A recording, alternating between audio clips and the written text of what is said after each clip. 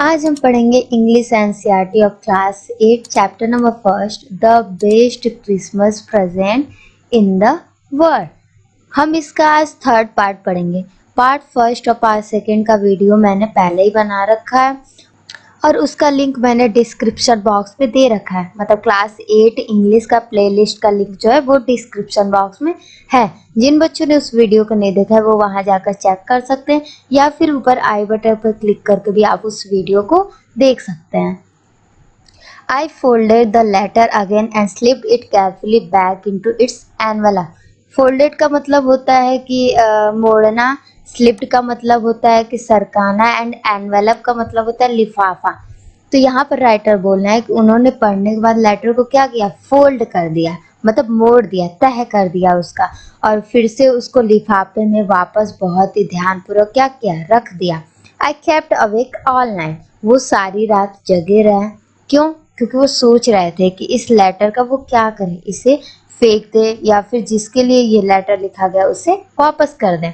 Bye morning I knew what I had to do. तो writer बोल रहे हैं कि सुबह तक उन्हें पता चल गया था कि अब उन्हें क्या करना है।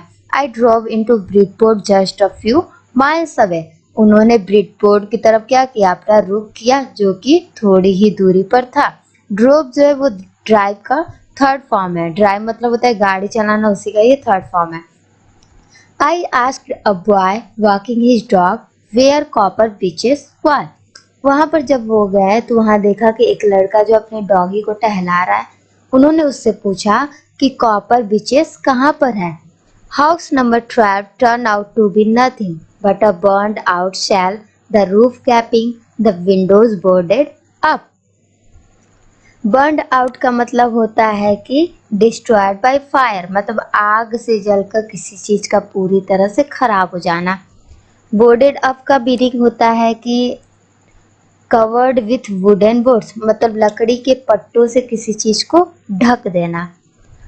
तो वो पहुंचे वहां पे, तो उनका जो हाउस नंबर था, जो कॉलोनी का हाउस नंबर था, वो क्या था, 12 था। जब वो वहां पहुंचे तो उन्होंने देखा कि वहां कुछ बचा ही नहीं है, सारी चीजें आग से जल चुकी हैं। द रूफ गैपिंग, छतों में गैपिंग हो चुकी है, और विंडोज में पूरी तरह से जल चुके हैं, और उन्हें लकड़ी के पट्टों से क्या किया गया, कवर किया गया। I knocked at the house next door and asked if anyone knew the whereabouts of a Mrs Macpherson.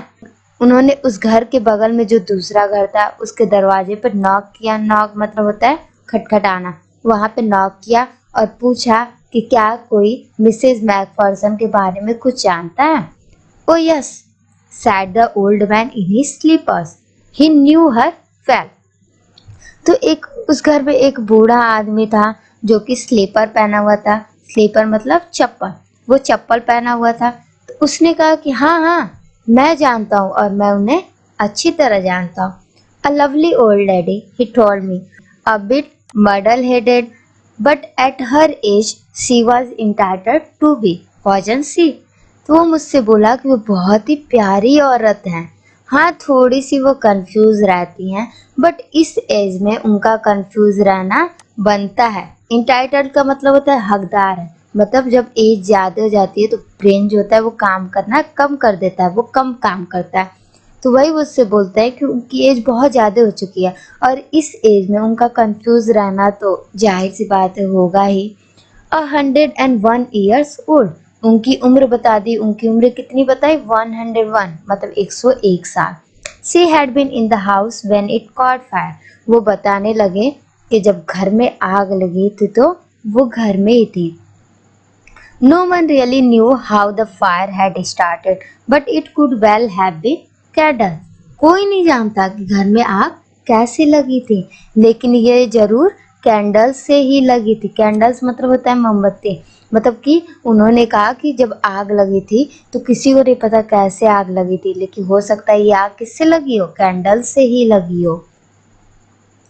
She used candles rather than electricity because she always thought electricity was too expensive.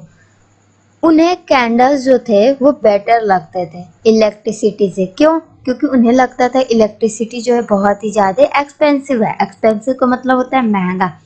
तो उन्हें लगता था कि electricity बहुत ज़्यादा महंगी है और कैंडल जो है वो चीप रेट पे आ जाते हैं, मतलब सस्ते दाम पे आ जाते हैं।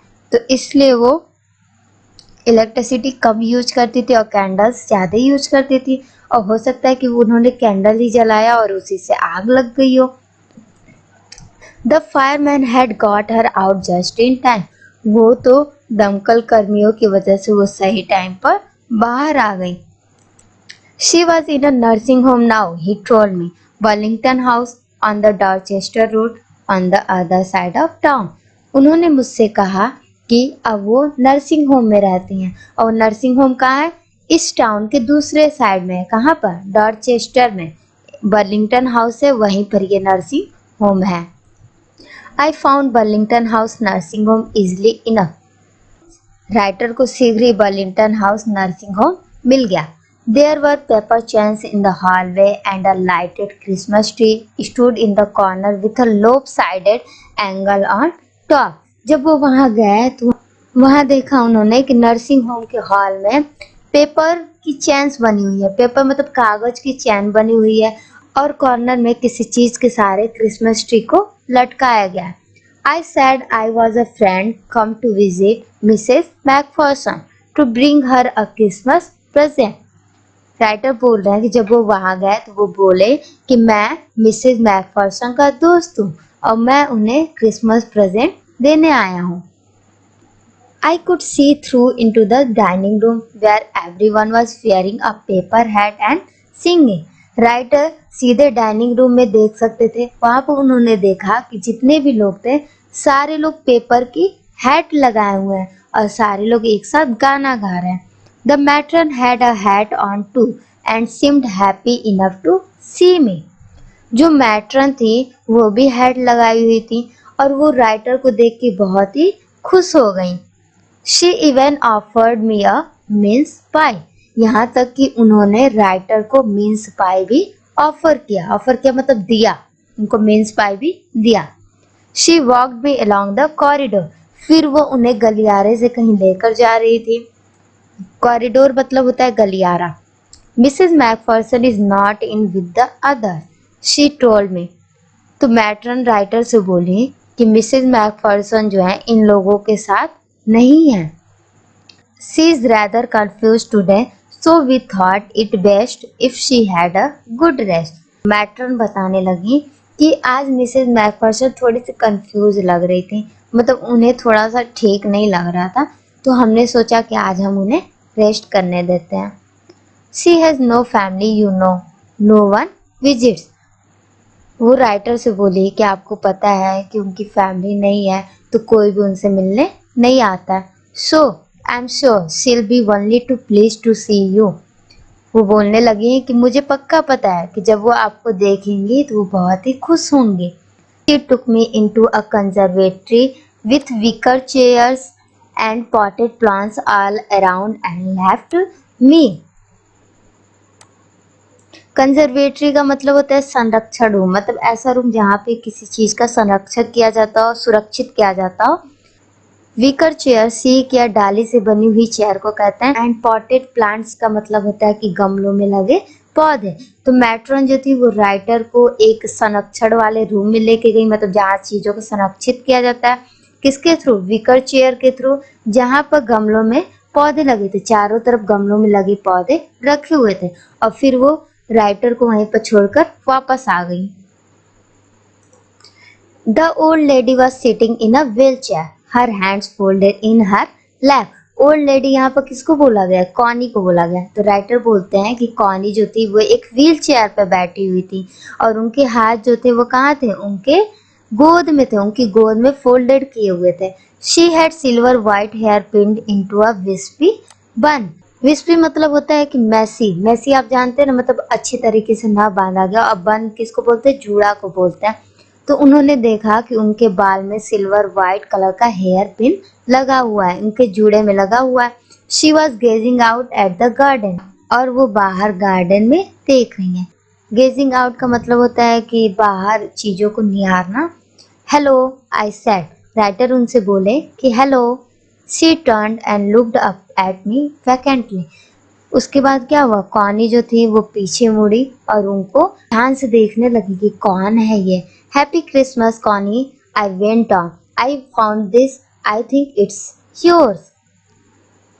जब वो कॉनी उनको देख रही थी तो राइटर ने उनसे बोला कि हैप्पी क्रिसमस, क्रिसमस की बधाई हो आपको कॉनी, आखिर में आप मुझे मिल ही गई, मुझे लगा कि ये आपका है। As I was speaking her eyes never left my face. Writer बोल रहे हैं कि जब वो बात कर रहे थे तो कॉनी की नज़र उनके फेस से हट ही नहीं रही थी। I open the tin box and gave it to her. उसके बाद राइटर ने टिन बॉक्स को ओपन कर दिया और उसे कॉनी को दे दिया। That was the moment her eyes lit up with recognition and her face became suffused with a sudden glow of happiness. Suffused का मतलब होता है फैलना। राइटर ने टिन बॉक्स को ओपन किया, उसे कॉनी को दे दिया। जब कॉनी ने उस टिन बॉक्स को देखा तो वो एकदम खुश हो गई, मतलब वो ऐसा क्षण था जब वो एकदम खुश नजर आ रही थी और उनकी आंखों में एक चमक आ चुकी थी और वो उस बॉक्स को तुरंत पहचान गई। उनके चेहरे पे क्या हुआ, एक हैप्पीनेस उनके चेहरे पे फैलने लगी। I explained about the desk, about how I had found it, but I don't think she was listening. Writer बोल रहे हैं कि मैंने उन्हें डेस्क के बारे में एक्सप्लेन किया, मतलब बात बताई सारी। फिर मैंने बताया कि कैसे मुझे लेटर मिला, लेकिन मुझे नहीं लग रहा था कि वो मेरी बात सुन भी रही थी। For a while she said nothing but stroke the letter tenderly with her finger tips. कुछ देर के लिए उन्होंने कुछ नहीं कहा, बट स्ट्रोक्ड का मतलब होता है कि सहलाना या हाथ फेरना, एंड टेंडरली का मतलब होता है कि नम्रता से। तो उन्होंने कुछ नहीं कहा, लेकिन थोड़ी देर तक वो क्या किया, अपने उंगलियों से उस लेटर को बहुत ही प्यार से सहला रही थी या टच कर रही थी। Suddenly she reached out and took my hand. अचानक क्या हुआ, अचानक उन्होंने मेरा हाथ पकड़ लिया। Her eyes were filled with tears, और उनकी आंखों में आंसू था। You told me you'd come home by Christmas dearest, she said. उन्होंने मुझसे कहा कि तुमने मुझे कहा था कि तुम क्रिसमस तक जरूर घर पे आ जाओगे प्रिय। And here you are the best Christmas present in the world. और देखो तुम यहीं पर हो, ये दुनिया का सबसे अच्छा क्रिसमस प्रेजेंट है। Come closer Jim dear, sit down. प्यारे जिम, मेरे पास आओ और बैठो यहाँ पर। I sat down beside her and she kissed my cheek. Writer जो है उनकी बगल में बैठ गए और कॉनी ने उनके गालों पर किस किया। I read your letter so often Jim every day. फिर उन्होंने कहा, जिम मैं तुम्हारा लेटर रोज पढ़ती हूँ। I wanted to hear your voice in my head. मैं तुम्हारी आवाज़ अपने दिमाग में सुनना चाहती हूँ। It always made me feel you are with me. तुम्हारी आवाज़ सुन के मुझे हमेशा फील होता है कि तुम मेरे साथ हो। एंड नाउ यू आर, और देखो अब तुम मेरे साथ हो। Now you are back, you can read it to me yourself. अब तुम वापस आ गए हो तो तुम इस लेटर को मेरे लिए पढ़ो। Would you do that for me Jim dear. तो उन्होंने क्वेश्चन किया कि प्यारे जिम, क्या तुम ऐसा करोगे मेरे लिए। I just want to hear your voice again. मैं बस तुम्हारी आवाज़ दोबारा सुनना चाहती हूँ। I love that so much. मुझे ये बहुत ही पसंद है। क्या पसंद है, तुम्हारी आवाज़ सुनना। And then perhaps will have some tea. और हो सकता है इसके बाद हम दोनों चाय पिएं। I made you a nice Christmas cake, marzipan all around. मैंने तुम्हारे लिए क्रिसमस केक भी बनाया है और और उसमें बस मार्जिपन ही है। मार्जिपन जो होता है बादाम के हलवे को मार्जिपन बोलते हैं। तो वो बोलते हैं कि मैंने बादाम का तुम्हारे लिए क्या किया, एक केक बनाया है, क्रिसमस केक बनाया। I know how much you love marzipan. मुझे पता है तुम्हें मार्जिपन कितना ज़्यादा पसंद है, इसलिए मैंने तुम्हारे लिए एक क्रिसमस केक बनाया है। और इस चैप्टर के राइटर है माइकल मार्क फुर्गो। आपको ये राइटर नेम याद रख लेना, मे बी एग्जाम में आ सकता है। तो बच्चों ये चैप्टर यहीं पे फिनिश होता है। सो आपको कैसा लगा वीडियो, आपको ये चैप्टर समझ में आ गया तो कमेंट बॉक्स में यस लिखें। अब हम नेक्स्ट वीडियो में इस चैप्टर के क्वेश्चन आंसर के साथ मिलेंगे। तब तक के लिए बाय बच्चों, टेक केयर।